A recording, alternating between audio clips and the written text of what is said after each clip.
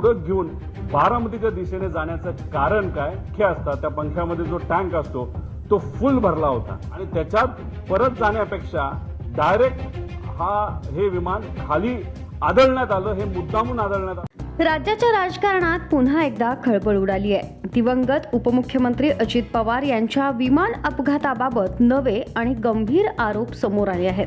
राष्ट्रवादी शरदचंद्र पवार पक्षाचे आमदार रोहित पवार यांनी आज पत्रकार परिषद घेत थेट घातपाताचा संशय व्यक्त केलाय आणि त्यामुळे राजकीय वर्तुळात मोठी चर्चा रंगली आहे. प्रसार माध्यमांशी बोलताना रोहित पवार यांनी दावा केला की अजित पवार यांच्या विमानाचा स्फोट हा साधा अपघात नव्हता, तर तो पूर्वनियोजित घातपात असू शकतो. त्यांच्या म्हणण्यानुसार विमानात गरजेपेक्षा अधिक इंधन भरलं गेलं होतं.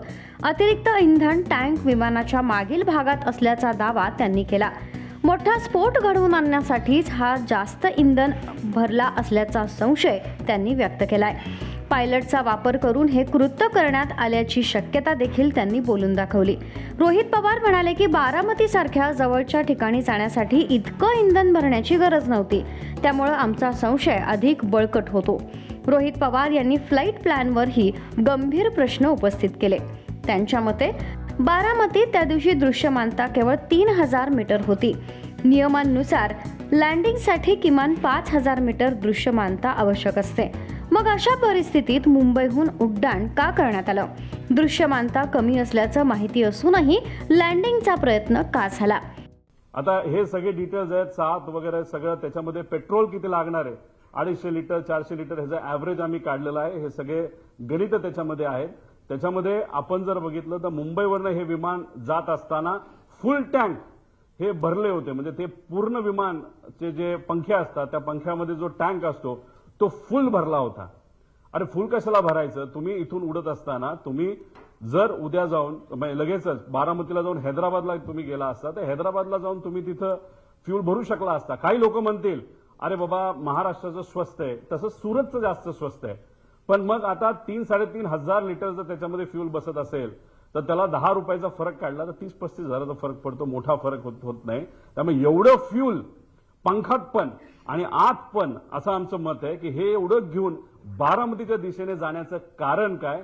आणि जे मी पायलटच्या बाबतीत बोललो होतो की मुद्दामूनच कदाचित त्याचा वापर करून, पायलटचा वापर करून हा घातपात झाला असावा आणि त्या घातपातामध्ये फ्यूल जास्त असलं की मोठा स्फोट होईल, हे कुठेतरी शंका लोकांच्या मनामध्ये, आमच्या मनामध्ये ती कुठेतरी खरी ठरताना आपण सर्वजण बघू शकतो. हा तसा या ईमेल प्रमाणे फ्लाईट प्लॅन आहे.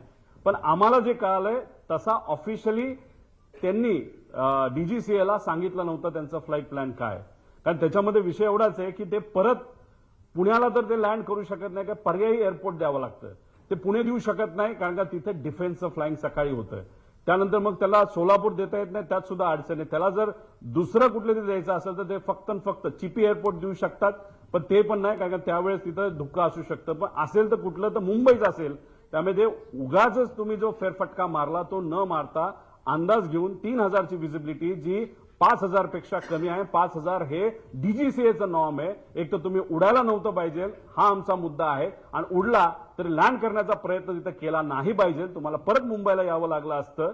आणि पण फ्यूल भरलं होतं, आत अधिकचे टँक होते असं आमचं मत आहे.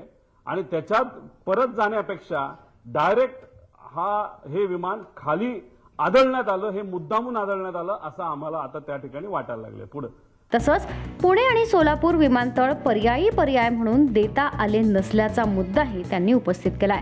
रोहित पवार यांनी तपास प्रक्रियेवरही प्रश्न उपस्थित करत म्हटलं की तपासाला मुद्दाम विलंब लावला जात आहे. काही नवीन कागदपत्र तयार केली जात असल्याचा आरोप आहे.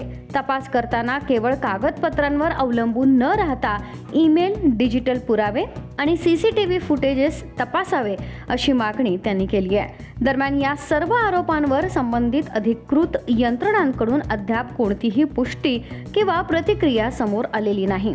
तपास यंत्रणा आपलं काम करत असून अधिकृत अहवालानंतरच नेमकं कारण स्पष्ट होणार आहे. हा अपघात होता की घातपात?